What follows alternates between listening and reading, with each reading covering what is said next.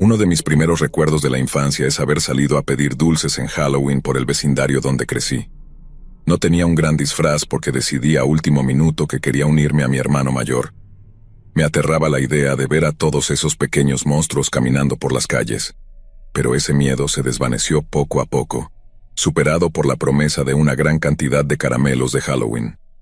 Mi mamá usó algo de maquillaje de monstruo que había sobrado para pintarme la cara como un esqueleto, y luego me puso una bolsa de basura rasgada a modo de disfraz, como si fuera algún tipo de monstruo de la basura.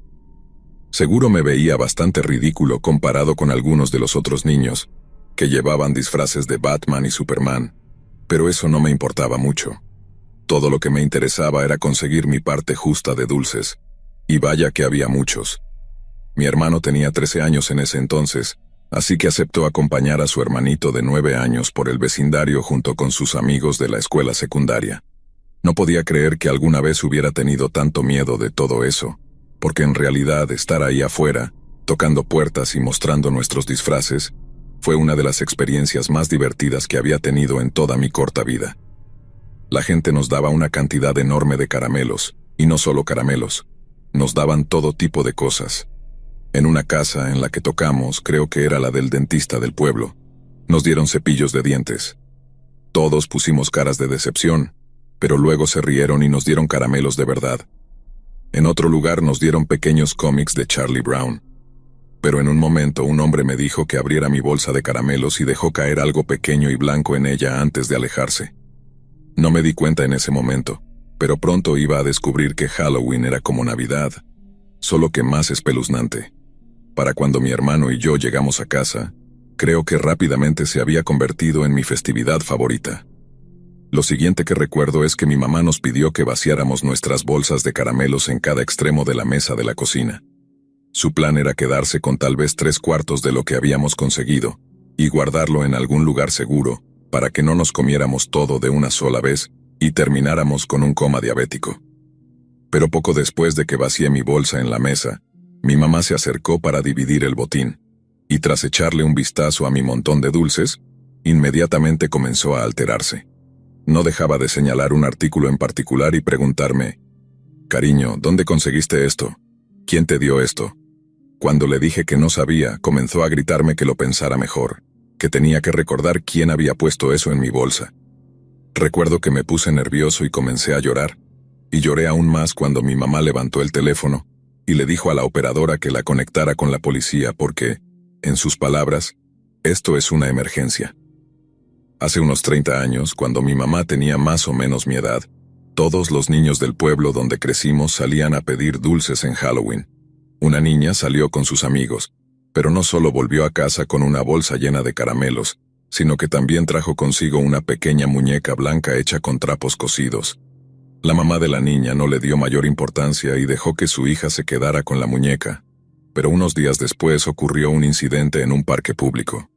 La mamá de la niña la llevó al parque, a un lugar que tenía un arenero y un gimnasio de juegos. Mientras sus hijos jugaban con los otros niños, la madre empezó a conversar con otra mamá. Todo parecía normal, pero mientras hablaban vieron que un hombre estaba apoyado en la cerca que rodeaba el gimnasio de juegos. La señora pensó que debía ser uno de los padres, tal vez un abuelo, solo vigilando a sus hijos o nietos mientras jugaban. Pero entonces, la mamá vio cómo el hombre llamó la atención de su hija y la hizo acercarse a la cerca. El hombre le habló durante unos segundos, algo que parecía completamente inocente. Sin embargo, la mamá vio cómo el hombre, que llevaba un abrigo largo, un sombrero y una bufanda que le cubrían parcialmente el rostro, le pedía la mano a su hija. La niña, obediente, extendió su mano, y el hombre la tomó. En ese momento, la madre comenzó a caminar hacia ellos, pensando que era extraño. Le gritó a su hija que se alejara del extraño, y luego le preguntó al hombre qué hacía hablando con los niños de esa manera. El hombre no dijo una sola palabra. Simplemente se dio la vuelta y se alejó antes de que la madre pudiera confrontarlo.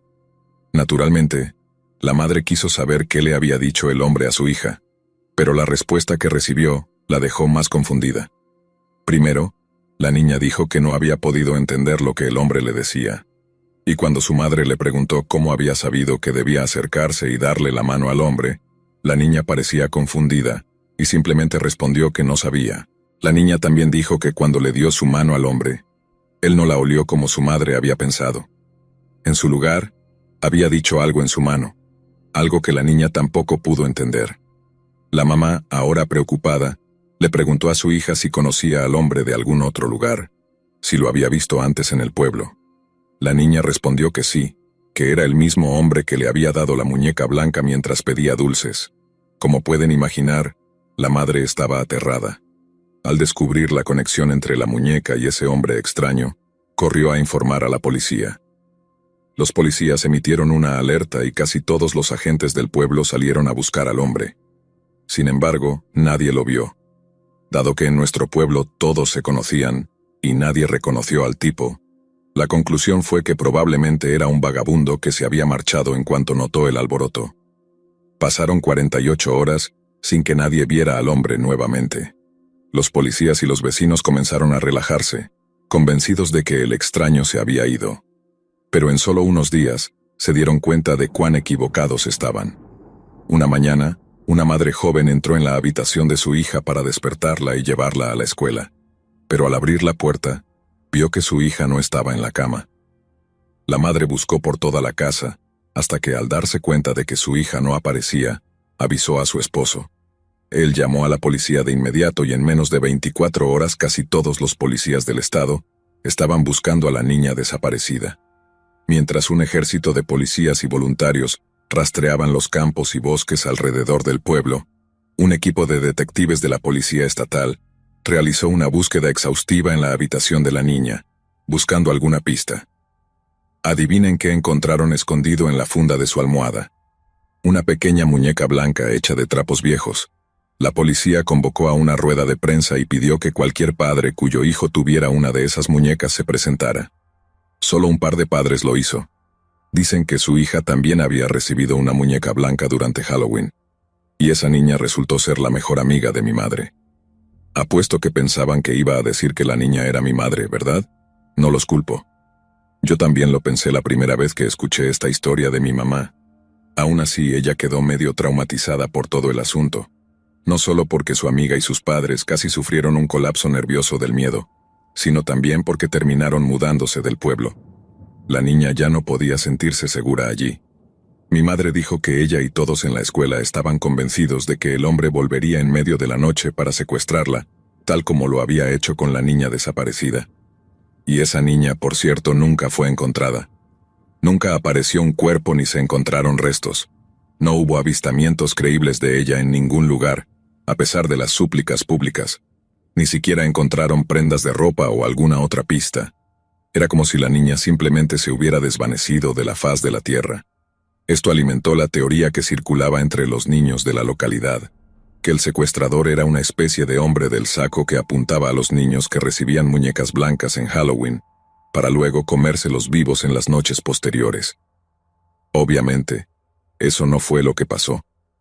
Pero tampoco era algo que los adultos pudieran contarles a los niños, por lo que simplemente decían que la niña estaba perdida, y que todos esperaban que algún día volviera sana y salva. Pero en realidad, nadie lo creía. Lo que más aterra es que una muerte rápida habría sido una de las opciones más misericordiosas, considerando las circunstancias de un hombre adulto secuestrando a una niña de su cama en plena noche. No hubo signos de lucha. Las muñecas estaban diseñadas para ganarse la confianza de los niños, para que cuando llegara el momento, se fueran sin protestar. Y así fue.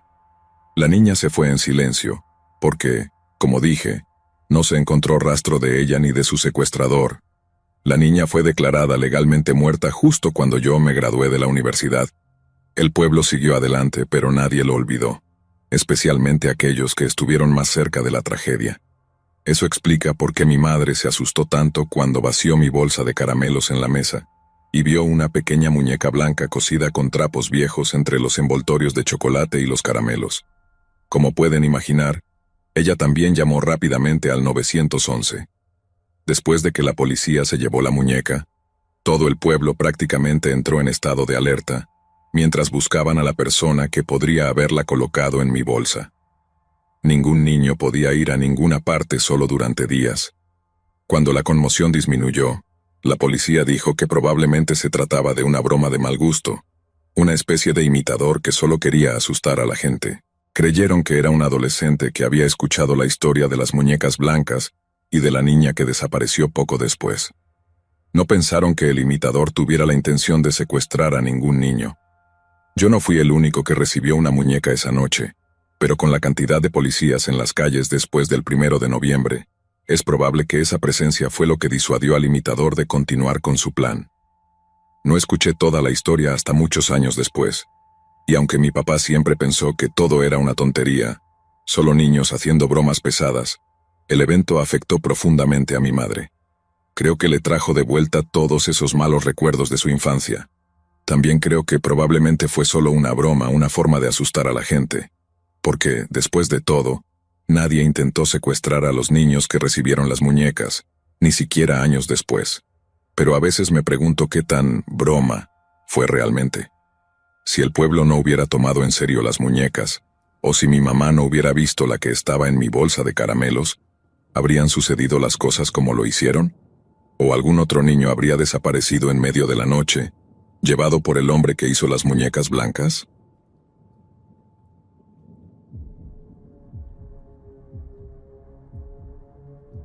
Mi nombre es Germán y soy de Hattiesburg, Mississippi, y he sido un oyente desde Halloween del año pasado.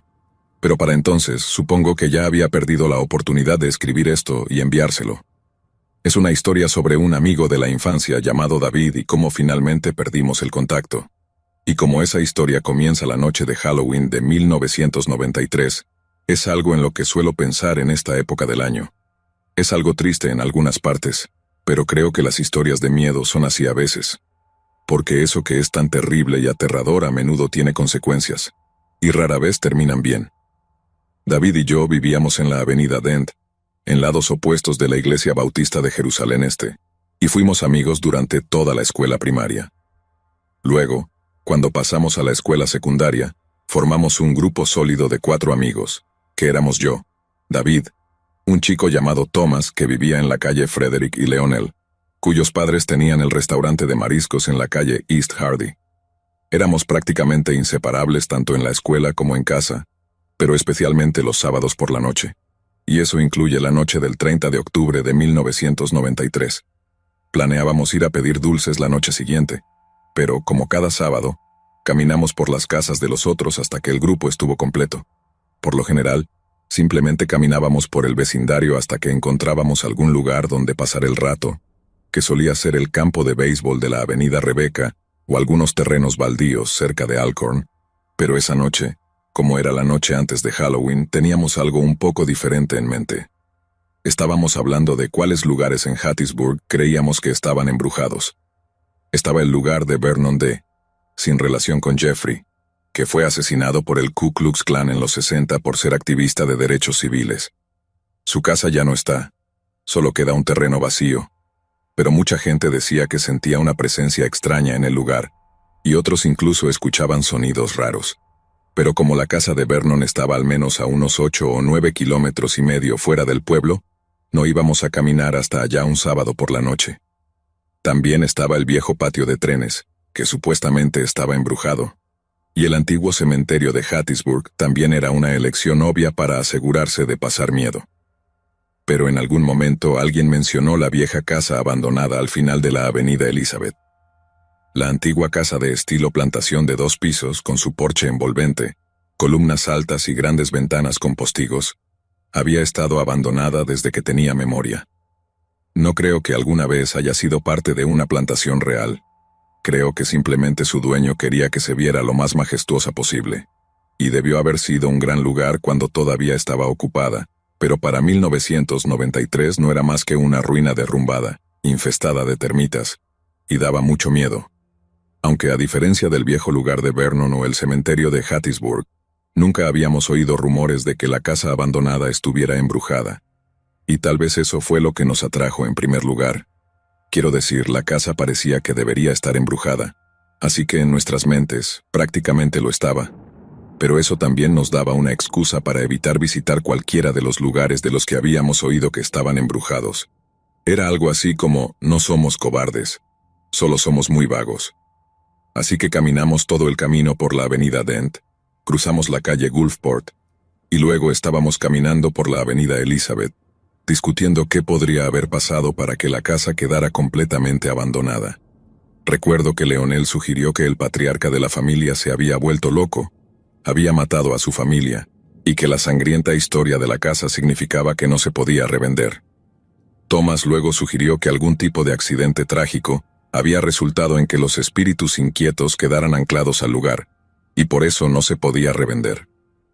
Discutimos otras teorías, pero la realidad era que ninguno de nosotros realmente sabía por qué esa vieja casa en la avenida Elizabeth estaba abandonada.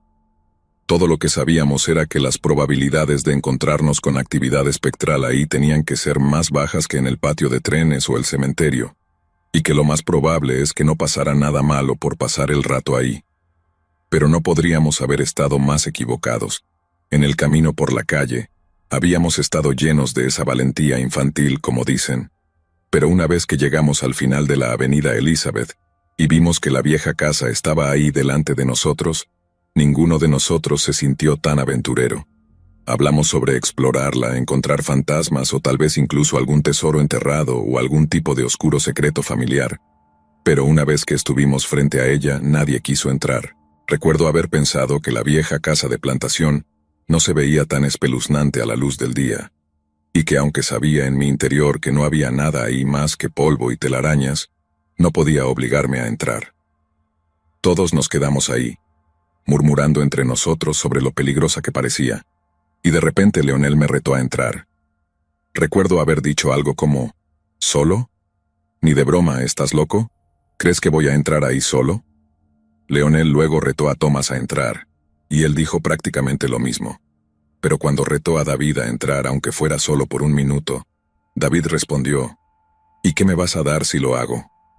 Leonel pensó un momento, pero David claramente ya tenía algo en mente. Dijo que entraría, subiría a un dormitorio o bajaría al sótano y traería algo de vuelta para probar que había estado ahí. Y a cambio quería al menos la mitad de los dulces que Leonel recogiera la noche siguiente en Halloween. Leonel dijo algo como, ni de broma, y yo también pensé que era un poco excesivo. Pero al final llegaron a un acuerdo. Por cada minuto que David pasara fuera de nuestra vista en cualquier lugar de la casa, obtendría un puñado de dulces de la bolsa de Leonel al día siguiente, cuando saliéramos a pedir dulces.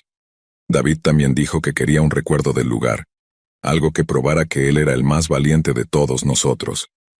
Pero estábamos convencidos de que no aguantaría más de 2 o 3 minutos, siendo Leonel el más confiado de todos nosotros de que no tendría que darle más que tal vez unos pocos puñados de dulces. Observamos a David caminar a través del pasto crecido hacia los escalones del porche, que crujieron mientras los subía, antes de dirigirse al umbral abierto de la casa. Recuerdo que la puerta había sido completamente arrancada de las bisagras, así que no había más que un orificio negro y ominoso esperándolo. Y cuando llegó a él, David miró hacia Leonel y le dijo que estuviera listo para contar los minutos. Leonel revisó su reloj y le hizo un gesto de aprobación con el pulgar, y luego, tras encender el encendedor que le había prestado Thomas, David se adentró en la oscuridad. Decir que ese primer minuto fue tenso sería quedarse corto. Recuerdo haber esperado a que David gritara de repente, y luego saliera corriendo de la casa diciéndonos que nos fuéramos. También recuerdo haber pensado que sería una forma increíble de gastarnos una broma, pero salir demasiado pronto significaría perder un montón de dulces de Leonel. Supongo que, si lo valoró en su mente, decidió que tener más dulces era un resultado mejor que asustarnos a todos. Porque cuando llegó el final de ese primer minuto, no había señales de él. Cuando terminó el segundo minuto, luego el tercero y luego el cuarto, ninguno de nosotros había escuchado el más mínimo sonido de David. Recuerdo que Thomas miró a Leonel y le dijo algo como, «Si sigue así, no te quedarán dulces después de pedir dulces mañana». Leonel en realidad empezó a preocuparse, porque 5 o 6 puñados iban a ser bastantes dulces. Y todavía no habían negociado si puñados significaba 2 puñados o solo 1, etcétera, etcétera. Y para cuando David había estado en esa casa durante 5 minutos completos, Leonel se acercó a mitad del pasto hacia la casa y gritó algo como, «Está bien, David. Ya hiciste tu punto. Tienes tus dulces, ahora sal». Casi esperaba que David apareciera entonces desde detrás del marco de la puerta y nos mostrara cómo nos había hecho creer que se había perdido en las entrañas del sótano, o algo así, cuando en realidad había estado parado a solo unos metros de nosotros, probablemente aguantando la risa mientras escuchaba cómo Leonel se frustraba cada vez más. Pero después de que Leonel le gritó que saliera y dejara de bromear, la casa entera permaneció en silencio, tan silenciosa como una tumba, y Thomas comenzó a reírse muy nervioso, diciéndole a Leonel que David iba a quedarse allí tanto tiempo que Leonel acabaría prácticamente trabajando para él durante la recolección de dulces de la noche siguiente. Me reí, pero Leonel no lo encontró nada gracioso, y volvió a gritarle a David que saliera antes de que las arañas comenzaran a subirle por los pantalones. Y la idea de eso me habría hecho salir disparado a toda velocidad, pero David no hizo ni un solo sonido. Era como si no pudiera escucharnos en absoluto. Nos acercábamos a los 10 minutos cuando el ambiente cambió de una emoción nerviosa a una preocupación menor.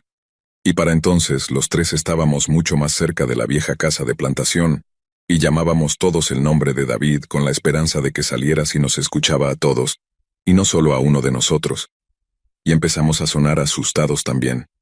Recuerdo que la voz de Thomas temblaba un poco cuando llamó una vez, y cómo su miedo casi se contagiaba. Seguimos llamando un poco más, y luego Leonel de repente anunció que tendría que entrar a buscar a David. Creo que Thomas sabía tan bien como yo que ya no se trataba de los dulces.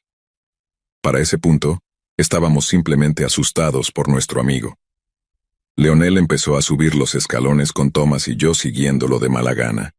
Pero cuando finalmente llegó a unos pocos metros del umbral abierto, empezamos a escuchar un movimiento desde dentro. Leonel volvió a gritar, «David, ¿eres tú?». Pero cuando no obtuvimos respuesta el miedo volvió multiplicado por 10. Empezamos a retroceder, medio esperando que alguna criatura monstruosa, podrida y apestosa, saliera tambaleándose a la luz de la luna con la sangre de David en sus garras y dientes. Lo que fuera se movía muy lentamente, sin prisa, solo esos pasos lentos y constantes que se acercaban cada vez más a la puerta. Seguimos retrocediendo, listos para salir corriendo. Pero de repente, ¿quién sale a la luz de la luna? David. Todos respiramos un gran suspiro de alivio, porque estaba caminando bien, no corriendo, y no tenía señales de heridas o lesiones. Y Leonel dijo, «¿Qué diablos, tío? Nos has asustado». Estaba esperando a que David estallara en carcajadas antes de llamarnos a todos un montón de cobardes. Había asegurado al menos 6 o 7 puñados de los dulces de Leonel, y había logrado tenernos a todos al borde de hacernos pis. Si hubiera sido yo, estaría dando la vuelta de la victoria por el jardín delantero lleno de maleza del lugar. Pero David no hizo nada de eso. En su lugar, simplemente caminó junto a nosotros. Cruzó el pasto y luego empezó a caminar de vuelta por la avenida Elizabeth, mientras Thomas y yo le preguntábamos, «David, David, ¿a dónde vas?». Leonel, Thomas y yo simplemente nos quedamos ahí mirando como preguntándonos, ¿qué demonios le pasa? Y luego lo seguimos calle arriba, preguntándole qué había pasado dentro de la casa. Como dije, no habíamos escuchado ni el más mínimo ruido allá arriba. Había sido un completo silencio todo el tiempo, así que queríamos saber qué había estado haciendo David tanto tiempo. Además, no estaba actuando asustado, al menos no estaba corriendo. Solo estaba caminando como si estuviera cansado y quisiera irse a casa. Thomas y yo corrimos alrededor de él porque no respondía a una palabra de lo que decíamos y dijimos, «Hola David, ¿qué está pasando? ¿Qué pasó allá adentro?». Fue solo entonces cuando vi que David tenía lágrimas en los ojos. Tanto Thomas como yo decíamos, «Amigo, ¿qué diablos? ¿Qué te pasa?». Y entonces Thomas intentó detenerlo físicamente, pero recuerdo cómo David, en lugar de detenerse, pasó de estar tranquilo a violentamente furioso cuando empujó a Thomas y le gritó, «Aléjate de mí». Gritó tan fuerte que su voz se quebró, como que comenzó como un rugido y terminó en una especie de chillido. Estábamos tan sorprendidos que nos detuvimos en seco, y lo dejamos caminar por un segundo antes de seguirlo nuevamente. Nadie sabía qué decir al principio. Fue algo aterrador verlo perder el control de esa manera en primer lugar. Pero mientras seguíamos a David por la avenida, empezamos a llamarlo de nuevo. Le pedimos que se detuviera, que nos hablara, y luego que al menos bajara un poco el ritmo. Pero nuevamente nos ignoró por completo, hasta que fue el turno de Leonel de adelantarse y tratar de bloquearle el camino. David intentó evitar a Leonel rodeándolo sin decir una palabra, pero entonces Leonel se plantó frente a él de nuevo. David empezó a lanzar golpes. Leonel se echó hacia atrás tan fuerte para evitar los puñetazos que cayó de culo, y luego Thomas y yo corrimos tratando de separarlos, y David empezó a lanzarnos golpes a nosotros también. Empezó a gritar: «No me toquen, aléjense de mí». Nuevamente su voz se quebraba como si estuviera reprimiendo las lágrimas, y en todo el tiempo que lo conocía, nunca había visto a David actuar de esa manera. Parecía loco, sus ojos estaban desorbitados, su cara roja, y estaba serio en su intento de lastimarnos si nos acercábamos demasiado. Se movió tan rápido hacia Leonel, que éste cayó al suelo. Si Thomas y yo no lo hubiéramos bloqueado cuando lo hicimos, probablemente habríamos terminado peleando con él. No queríamos nada más que nos contara lo que había sucedido en esa casa. Pero si no quería contarnos, no habría manera de hacerlo hablar. Supongo que no tuvimos otra opción más que dejarlo ir. Quiero decir, no tenía otro lugar a donde ir más que a su casa. Así que después de que Leonel se puso de pie, dejamos que David caminara un rato antes de que se desviara en dirección a su casa y desapareciera de nuestra vista. Thomas, Leonel y yo luego caminamos de vuelta hacia nuestras casas, porque no quería seguir a David en la dirección que él iba, en caso de que me viera y decidiera pegarme. Supongo que estaba bastante alterado por haberlo visto así en primer lugar. Así que caminé con Thomas y Leonel un rato mientras intentábamos averiguar qué había pasado en esa vieja casa de plantación. Thomas estaba convencido de que David había visto algún tipo de fantasma o espíritu, porque para él nada más explicaba por qué estaba tan asustado. Pero Leonel no se lo creyó. Él pensaba que David había visto algo lo suficientemente espeluznante como para hacerlo reaccionar de esa manera, pero no podía haber sido un fantasma, porque, como él decía, los fantasmas no existen. Creía que podría haber sido un cadáver, una vieja mancha de sangre o incluso una jaula del tamaño de un hombre en el sótano. Algo lo suficientemente aterrador como para asustarlo, pero no tanto como para que David hubiera visto un fantasma y luego saliera caminando de la casa sin decirnos nada. Lo había perturbado muy profundamente, pero supongo que no lo había visto como una amenaza. Parece ridículo todos estos años después, pero en ningún momento se nos ocurrió volver a la casa y echar un vistazo nosotros mismos. ¿Sabes? Para que pudiéramos saber por nosotros mismos lo que David había visto. Pero solo éramos niños, hombre, niños asustados, y todo lo que queríamos era volver a casa y esperar que David nos contara lo que había sucedido la noche siguiente, cuando fuéramos a pedir dulces. Al día siguiente recuerdo que llamé a la casa de David para ver si podía hablar con él. Su mamá contestó el teléfono y al principio sonaba perfectamente bien, pero cuando le pregunté si podía hablar con David, dijo que se sentía mal y no podía hablar. Le pregunté si estaba bien, y ella dijo que sí, pero que estaba arriba durmiendo la siesta después de quejarse de sentirse mal. Recuerdo haberme quedado callado unos momentos, tanto que la mamá de David me preguntó si todavía estaba ahí. Solo entonces reuní el valor suficiente para preguntarle si había actuado raro cuando volvió a casa la noche anterior. Fue su turno de quedarse callada, justo el tiempo suficiente para que yo supiera que su respuesta no era tan natural como quería que sonara, y luego me dijo que no, que David había estado perfectamente bien. Solo se había despertado esa mañana sintiéndose un poco mal. No estaba mintiendo, pero tampoco estaba diciendo la verdad. Lo estaba encubriendo, comprensiblemente. Era su mamá, pero ¿por qué? Antes de colgar, la mamá de David dijo que no tenía razón para creer que no iba a salir a pedir dulces con nosotros, y que lo haría llamarme cuando se despertara de su siesta. Esperé y esperé, pero no recibí ninguna llamada de David, así que decidí llamarlo por segunda vez. Y fue entonces cuando me dijeron que todavía se sentía mal, y que no saldría a pedir dulces con nosotros. Estaba devastado, pero no tanto porque no fuera a salir con nosotros, sino más porque sabía que lo que sea que había pasado, todavía lo estaba afectando de una manera lo suficientemente profunda, como para que rechazara la oportunidad de agarrar todos los dulces que pudiera cargar. Pedir dulces era algo enorme para todos nosotros, así que David se lo perdiera era un gran asunto, y Leonel y Thomas también lo sabían. Fue casi imposible disfrutar pidiendo dulces esa noche, tanto así que terminamos yendo a la casa de David para darle una parte de nuestros dulces. Estábamos desesperados por verlo, desesperados por asegurarnos de que al menos estuviera más o menos bien. Pero cuando llegamos a su puerta, Su mamá nos dijo que estaba demasiado enfermo para recibir visitas, y se mantuvo enfermo. Lo pongo entre comillas, durante aproximadamente una semana antes de que finalmente tuviera la oportunidad de hablar con él por teléfono. Recuerdo haberle preguntado solo una vez si quería hablar sobre lo que había pasado en esa casa, y me respondió, palabra por palabra, que si alguna vez le volvía a preguntar sobre eso, dejaría de ser mi amigo. Así que no volví a mencionarlo.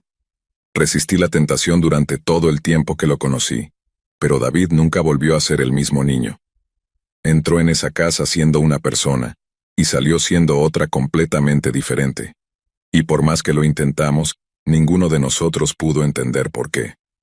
Leonel, Thomas y yo estábamos demasiado asustados para volver a la casa en la avenida Elizabeth, por miedo a que lo mismo que le había pasado a David, nos sucediera a nosotros. David también les dijo a los dos lo mismo que me dijo a mí, que no quería hablar del tema bajo ninguna circunstancia, ni siquiera bajo pena de excomunión. Así que ellos también se mordieron la lengua y evitaron el tema. Pero esa no fue el final de la historia. No creemos que fuera una coincidencia que la vieja casa de plantación en la avenida Elizabeth fuera demolida apenas 6 meses después de que David entró en ella.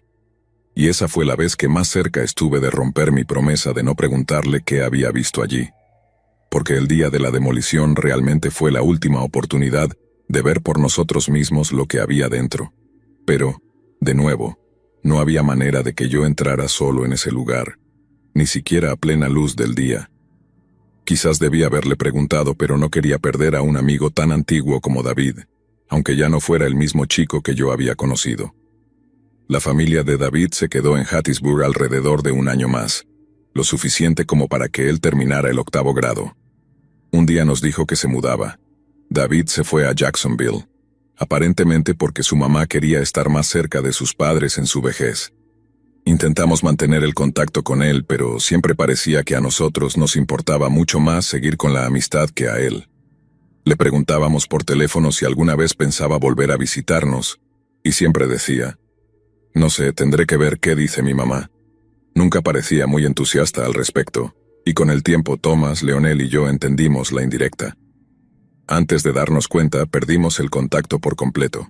Muchos años después, encontré una cuenta de Facebook que creía que era la suya, pero no tenía foto en el perfil, así que no había manera de estar seguro.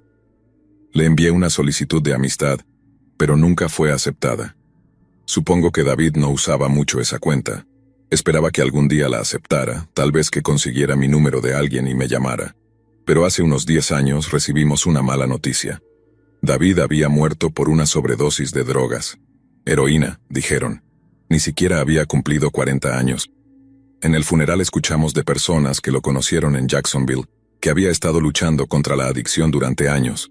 Ninguno de nosotros tenía idea. Pero realmente me afectó cuando escuché a la gente decir que casi siempre le pedía dinero a cualquiera que conociera cuando estaba sin un centavo. Nunca nos pidió dinero a nosotros, y demonios probablemente le habría dado todo el dinero que necesitara, solo por hablar con él después de todos esos años.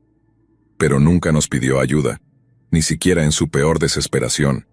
Nunca regresó a Hattiesburg, y creo que eso tuvo todo que ver con lo que vio en esa casa en la avenida Elizabeth la noche antes de Halloween, tantos años atrás. En el funeral, terminé obteniendo el número de teléfono del antiguo patrocinador de Narcóticos Anónimos de David. Era el tipo que probablemente mejor lo conocía en Jacksonville, ya que pasó mucho tiempo con él en los últimos años antes de su muerte. Habló sobre su adicción en el funeral, y me dijo que si alguna vez quería escuchar algunas anécdotas menos deprimentes sobre los últimos años de David, que le llamara. Bueno, lo llamé, pero solo para preguntarle si David alguna vez había mencionado la noche del 30 de octubre, allá cuando éramos niños, y más específicamente lo que pasó en esa casa. Me dijo que no, que David nunca lo mencionó ni una sola vez, y él y David habían hablado de todo tipo de cosas de su infancia. Incluso nos había mencionado a nosotros un par de veces. Le di las gracias, colgué el teléfono y lloré. No porque no hubiera descubierto el terrible secreto de David, sino porque me di cuenta de que el haberlo guardado con tanto recelo pudo haber sido lo que terminó matándolo. Descansa en paz, David. Todavía te extraño.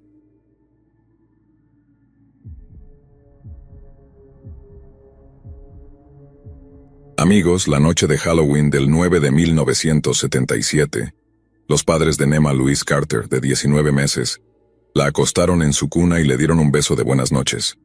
Los Carter vivían en Lawton, Oklahoma, una ciudad de alrededor de 90,000 habitantes que sirve como la sede del condado de Comanche. Lawton se desarrolló en tierras que antiguamente fueron reservas de los pueblos Caddo, Comanche y Apache. Fue incorporada en 1901 y fue nombrada en honor al mayor general Henry Ware Lawton, quien sirvió en la Guerra Civil, donde ganó la Medalla de Honor antes de ser asesinado en acción durante la Guerra Filipino-Estadounidense.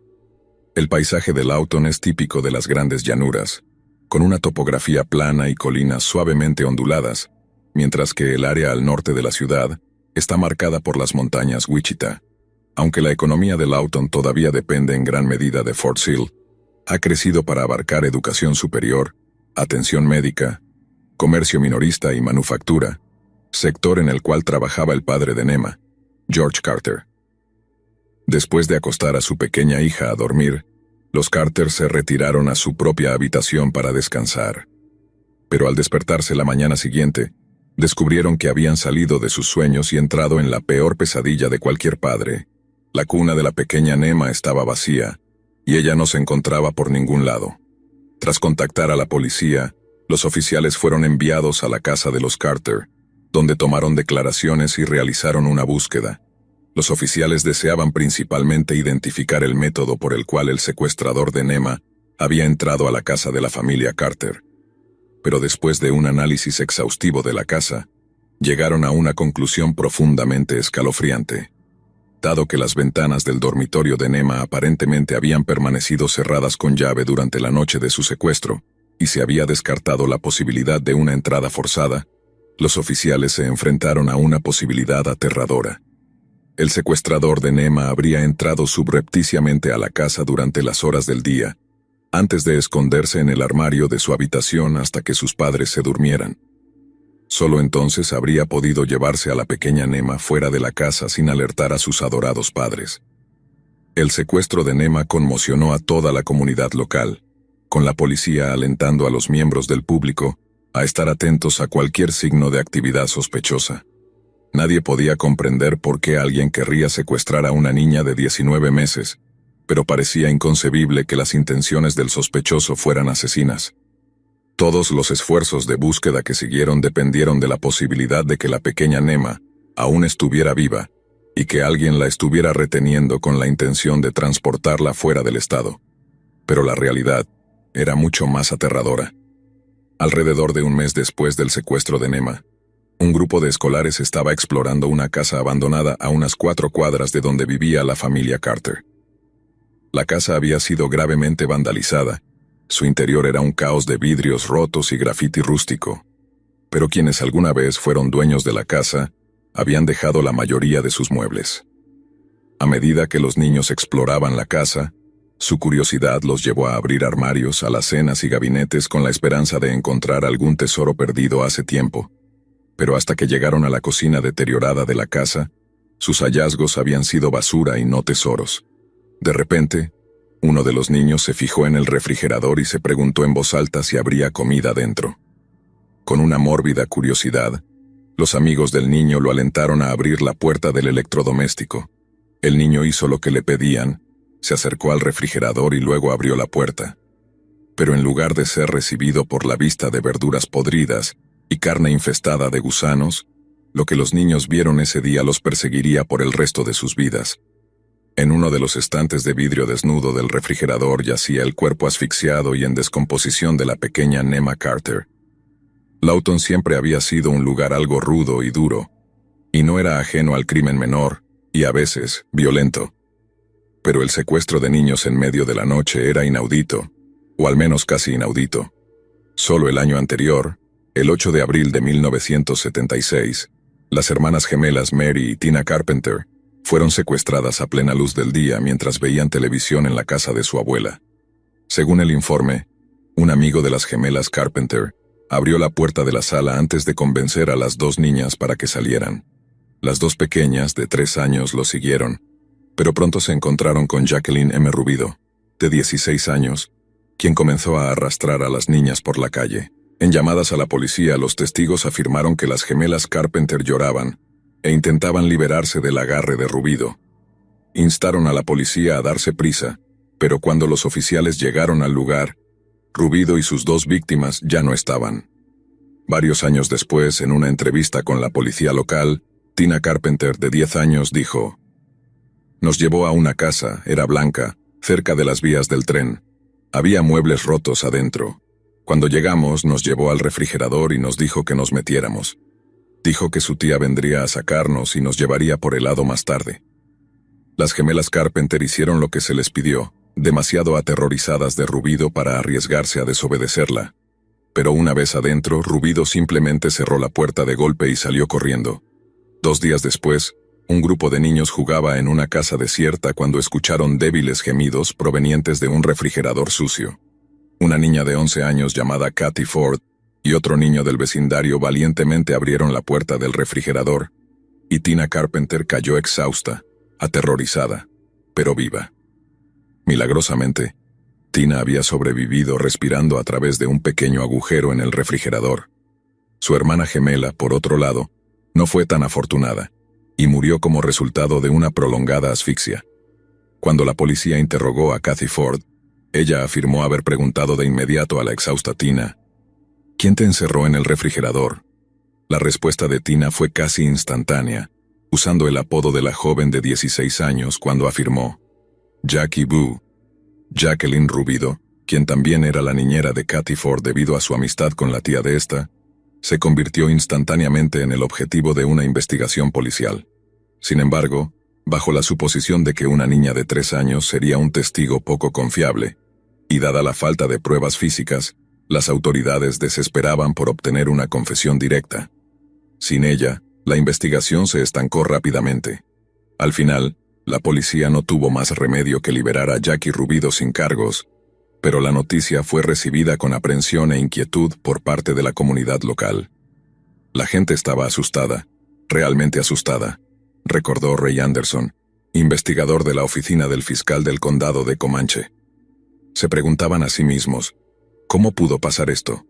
¿Por qué alguien apuntaría a una niña tan joven e inocente? Las personas salieron a comprar armas, nuevas cerraduras para sus puertas, colocaron rejas en las ventanas de los cuartos de sus hijos. Podías sentir lo asustados que estaban. Tras su arresto y posterior liberación, Jackie mantuvo una presencia tranquila y discreta en el pueblo.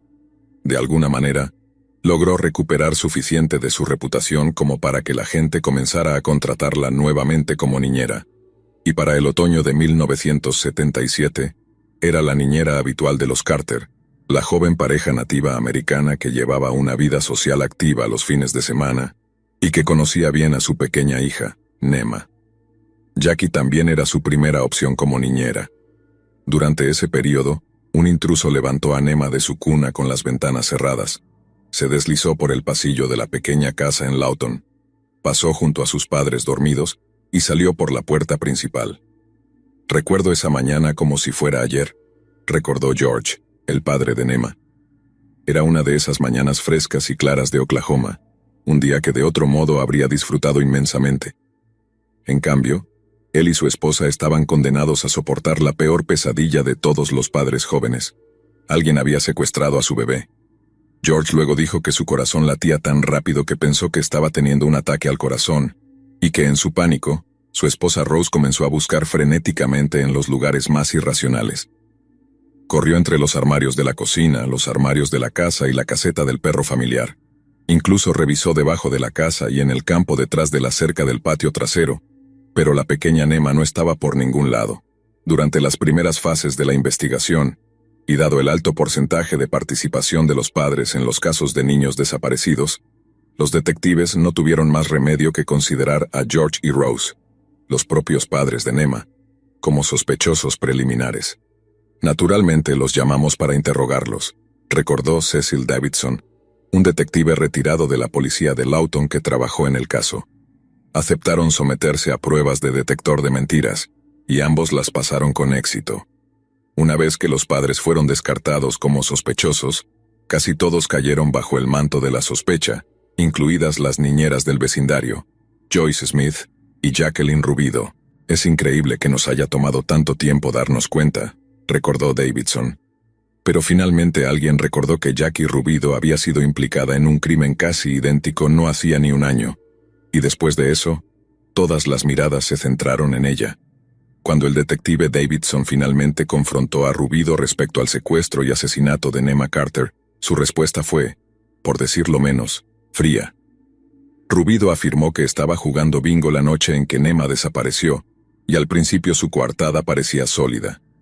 Pero a medida que Davidson continuaba interrogándola, comenzó a dudar de la inocencia de Rubido.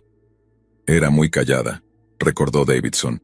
Nunca te miraba a los ojos, su mirada siempre estaba en otro lado o mirando al suelo. Siempre estaba a punto de decirte algo crítico, y luego se echaba para atrás, como si tuviera miedo de incriminarse. A la luz de esto, el detective Davidson sigue casi convencido de la culpabilidad de Rubido, pero lamenta la falta de cierre en el caso. Nunca pudimos hacer que confesara, dijo más tarde. La parte frustrante fue que no teníamos pruebas físicas, ni huellas dactilares, ni huellas de pisadas, ni cabellos, ni sangre. Nada. Lo único que creo que realmente teníamos era esa respuesta extraña que obtuve de ella sobre el bingo. Estaba muy enojada por el hecho de que todos los demás pudieron jugar al bingo mientras ella se quedaba atrapada cuidando niños, explicó Davidson. Y hasta el día de hoy estoy convencido de que Jackie Rubido asesinó a Nema, pero el fiscal nunca sintió que tuviéramos lo suficiente para procesarla. El detective Davidson puede estar inquebrantable en su creencia, pero no todos están convencidos de que Jackie Rubido secuestró y asesinó a la pequeña Nema Carter, incluido su propio padre, George.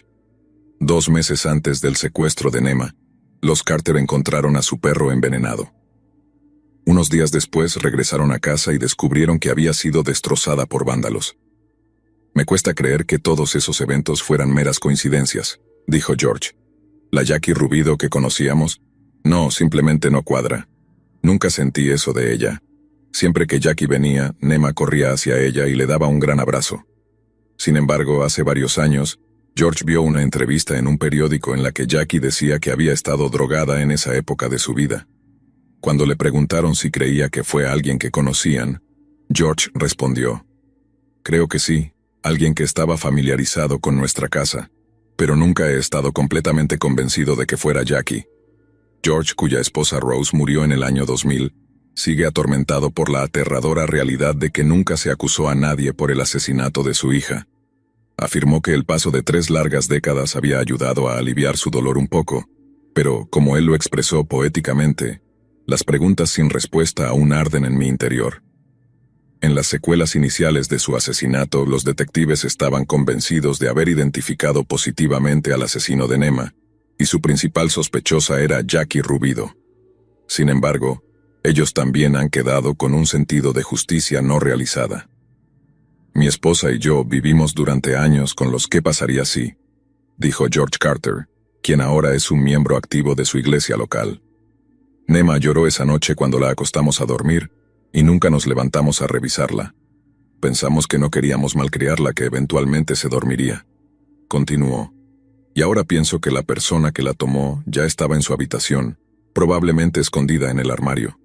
¿Qué habría pasado si hubiéramos abierto el armario? ¿Qué habría pasado si nos hubiéramos levantado a revisarla esa noche? ¿Qué habría pasado si la hubiéramos traído a dormir con nosotros?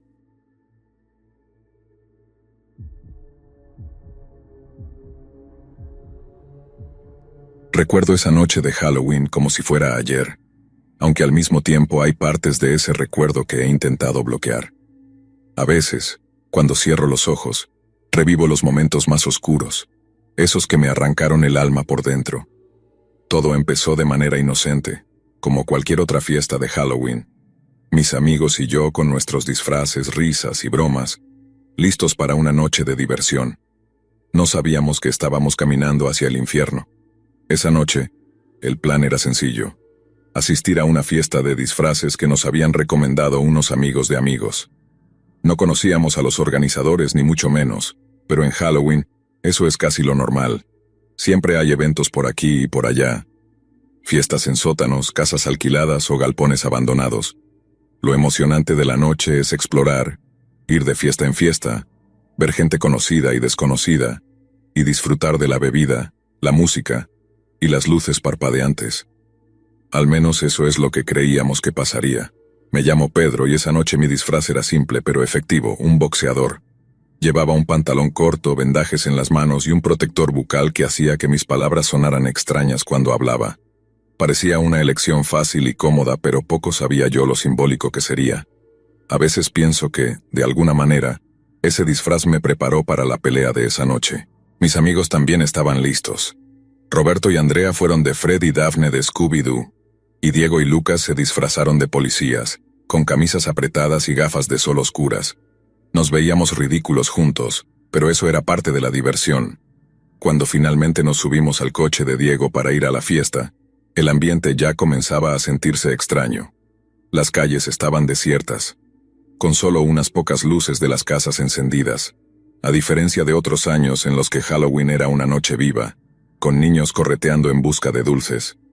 Era como si el aire mismo se hubiera vuelto pesado, como si algo invisible estuviera presionando nuestros pechos.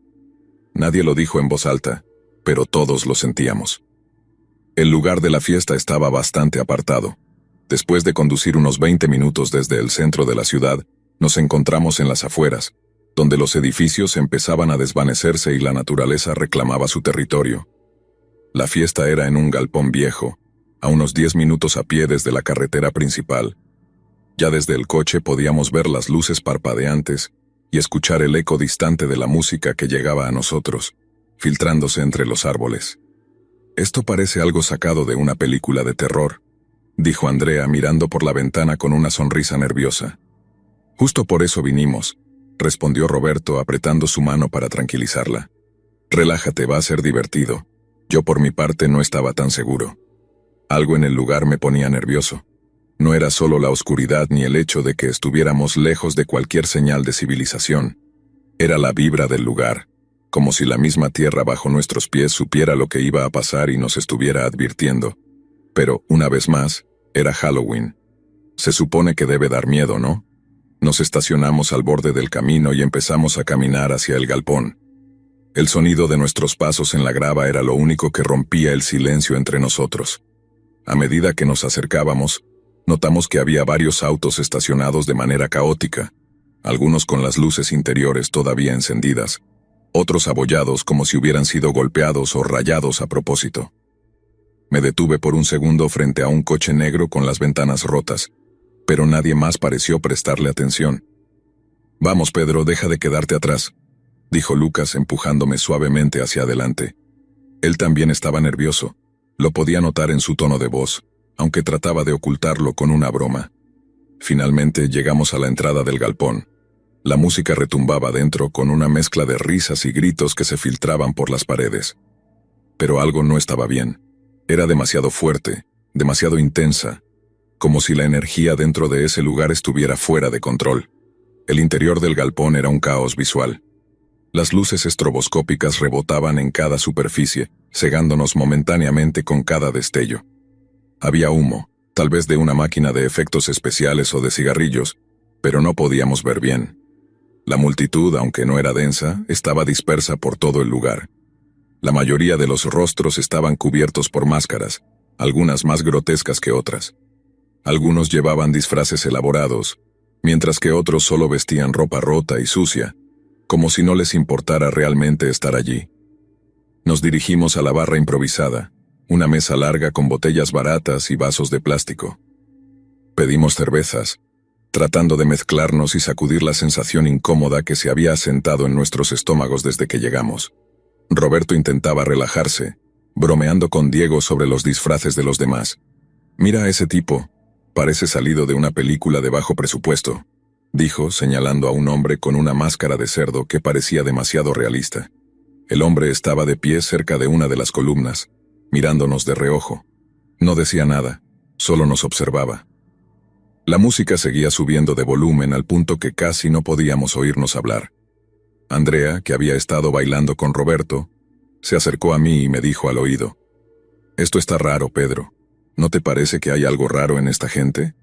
Asentí, pero no sabía qué responderle. Todo se sentía fuera de lugar, pero no podíamos señalar exactamente qué era. A medida que avanzaba la noche, empezamos a notar que el galpón se vaciaba lentamente. Al principio no le dimos mucha importancia. Pensamos que la gente estaba saliendo a tomar aire o tal vez a fumar afuera. Pero después de un rato ya no quedaba casi nadie en la pista de baile, solo nosotros y otro pequeño grupo que parecía estar igual de incómodo que nosotros. Los tipos de las máscaras seguían ahí, dispersos por todo el lugar, pero no bailaban, solo observaban. Era como si estuvieran esperando algo, como si supieran algo que nosotros no. Esto ya no es divertido, dijo Diego tomando su chaqueta de la mesa. Vámonos de aquí, chicos, algo no me gusta nada. ¿Y si vamos a echar un vistazo afuera antes de irnos?, sugirió Lucas. Quizás la verdadera fiesta está afuera. Decidimos que sería mejor asegurarnos antes de irnos. No queríamos parecer los aguafiestas que se iban antes de tiempo, pero al mismo tiempo, algo en el ambiente había cambiado por completo. El aire se sentía denso, cargado de una tensión invisible que hacía que el simple acto de caminar por el galpón fuera incómodo. Caminamos hacia la puerta, y fue entonces cuando escuchamos el primer grito. Fue breve pero lo suficientemente fuerte como para hacernos detenernos en seco. Nos miramos unos a otros, preguntándonos si realmente lo habíamos escuchado, o si era nuestra imaginación. Pero entonces otro grito, esta vez más largo seguido de un sonido sordo, como si algo pesado hubiera golpeado el suelo. Roberto fue el primero en llegar a la puerta. Cuando la abrió, la escena que se desplegó ante nosotros fue como algo sacado de una película de horror, pero peor, porque sabíamos que no era ficción.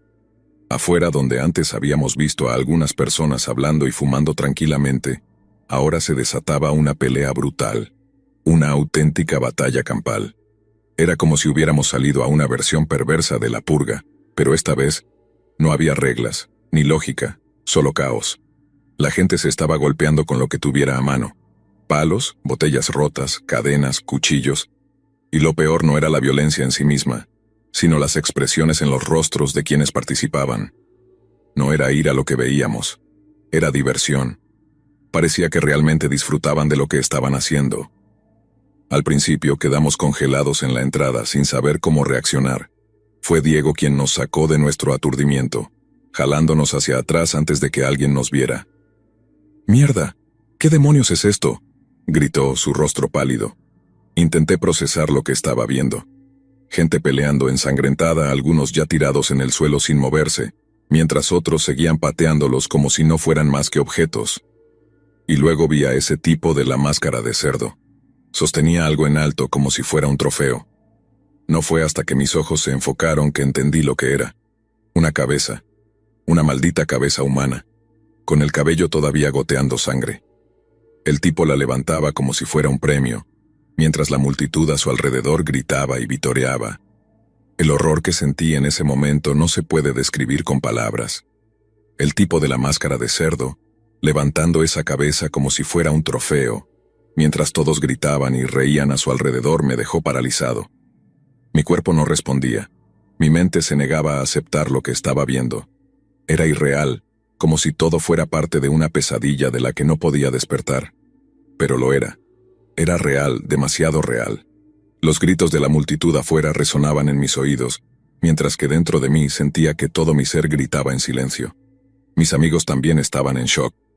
Roberto, quien usualmente era el más despreocupado de todos, apenas podía articular palabra. Andrea estaba temblando, aferrada al brazo de Roberto como si su vida dependiera de ello.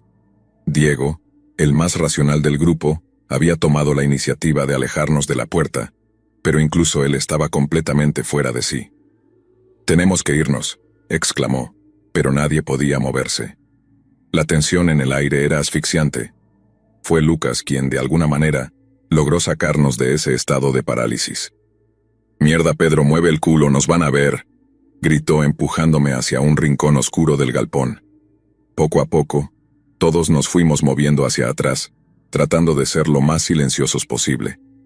Nos escondimos detrás de unas cajas apiladas en una esquina. La luz era tenue, y desde nuestro escondite apenas podíamos ver el caos afuera. Pero los sonidos, esos malditos sonidos, no se detenían. Eran gritos, risas desquiciadas y golpes que resonaban con un eco espeluznante. Era como si el aire mismo estuviera saturado de violencia. «¿Qué demonios está pasando ahí afuera?», preguntó Andrea en un susurro, su voz temblorosa. Nadie tenía una respuesta. Habíamos venido a una fiesta de Halloween esperando diversión, disfraces tontos y tal vez un poco de miedo controlado, pero lo que estábamos viviendo era un infierno real. La pregunta que rondaba en mi cabeza era, ¿cómo había empezado todo esto? ¿Por qué una fiesta aparentemente normal se había transformado en un baño de sangre? Poco a poco me atreví a echar un vistazo de nuevo hacia afuera. Lo que vi solo empeoró las cosas. No solo seguían peleando, sino que algunos de ellos habían comenzado a usar los cuerpos de los que ya habían muerto. Uno de los tipos, disfrazado de payaso, arrastraba el cadáver de una persona por el suelo como si fuera un saco de arena, y lo levantaba con orgullo antes de tirarlo hacia la multitud. A lo lejos pude ver cómo otros empezaban a decorar lo que antes era un lugar de fiesta con los cuerpos, como si fueran decoraciones de Halloween. Uno de ellos incluso colocó el cuerpo sobre una mesa y lo rodearon, gritando y riendo mientras lo desmembraban. Estaba a punto de apartar la mirada cuando algo me detuvo. Fue solo un instante, pero vi a uno de ellos, un hombre alto con un disfraz de espantapájaros mirándonos directamente. Sentí el pánico subir por mi pecho. Nos había visto. Estaba seguro de ello. Su mirada se quedó fija en nuestra dirección por lo que parecieron ser minutos eternos. No movía ni un músculo. Solo nos observaba desde la distancia con una especie de sonrisa torcida. «Nos han visto», susurré, el miedo apoderándose de mí. «¿Qué?», preguntó Diego acercándose a mí, tratando de mirar por donde yo lo hacía. «¡Nos han visto!», repetí esta vez con más urgencia. Diego se asomó y al hacerlo vio al tipo del espantapájaros comenzando a caminar lentamente hacia nosotros. «Mierda, vámonos», susurró con desesperación. Teníamos que movernos rápido. Sabíamos que no podíamos correr hacia la salida principal, pues nos toparíamos de frente con esa orgía de violencia que se desarrollaba afuera. No teníamos muchas opciones, pero la adrenalina nos impulsaba. Sin decir una palabra, nos escabullimos de nuestro escondite y comenzamos a buscar otra forma de salir. No había muchas puertas en el galpón, pero recordé haber visto una pequeña salida de emergencia al final de uno de los pasillos cuando llegamos. No sabíamos si estaría bloqueada o si nos llevaría a un lugar seguro, pero en ese momento era nuestra única esperanza. Nos movimos lo más rápido que pudimos, cuidando no hacer ruido. Mi corazón latía tan fuerte que sentía que podían escucharlo desde cualquier parte del galpón. A medida que avanzábamos, los sonidos del caos afuera parecían intensificarse. Los gritos eran más salvajes y las risas más estridentes. En algún momento, escuchamos el ruido de una botella romperse, y luego el inconfundible sonido de carne siendo golpeada. Me sentí mareado, pero no había tiempo para detenerse. Cuando finalmente llegamos a la puerta de emergencia, Diego la empujó con todas sus fuerzas, pero no se movió. El pánico volvió a apoderarse de nosotros. «Está cerrada», gritó Roberto golpeando la puerta con el puño. «No puede ser, tiene que haber otra forma», dijo Andrea desesperada. Pero no había otra forma. Estábamos atrapados. Intentamos forzar la puerta empujándola y tirando de ella, pero no cedía. Mientras luchábamos por abrirla, los ruidos afuera parecían acercarse más y más. Ya no había ninguna duda, sabían que estábamos allí. «Vamos, joder», gritó Diego dándole una patada a la puerta. Y entonces, justo cuando todo parecía perdido, escuchamos un clic. La puerta finalmente se abrió, y sin pensarlo dos veces, salimos corriendo hacia la oscuridad. Afuera la noche estaba en su punto más oscuro. No había luces, no había luna. Solo el campo abierto que rodeaba el galpón, con hierba alta que llegaba hasta nuestras rodillas. Corrimos como si nuestra vida dependiera de ello, porque en ese momento realmente lo hacía. No miramos atrás, no queríamos saber si alguien nos seguía. Solo corrimos, saltando sobre los baches y tropezando con las piedras en el camino. No sabía cuánto tiempo habíamos corrido, pero eventualmente nos detuvimos para tomar aliento. Nos escondimos detrás de unos árboles, tratando de calmarnos y escuchar. El silencio era absoluto. No había ni un solo sonido, ni siquiera el canto de los grillos o el susurro del viento. Solo estábamos nosotros, jadeando en la oscuridad, preguntándonos si habíamos logrado escapar. «¿Qué demonios fue eso?», preguntó Andrea, su voz apenas audible. Nadie respondió. No había palabras para explicar lo que acabábamos de vivir. No era una simple pelea. Era algo mucho más oscuro, más retorcido.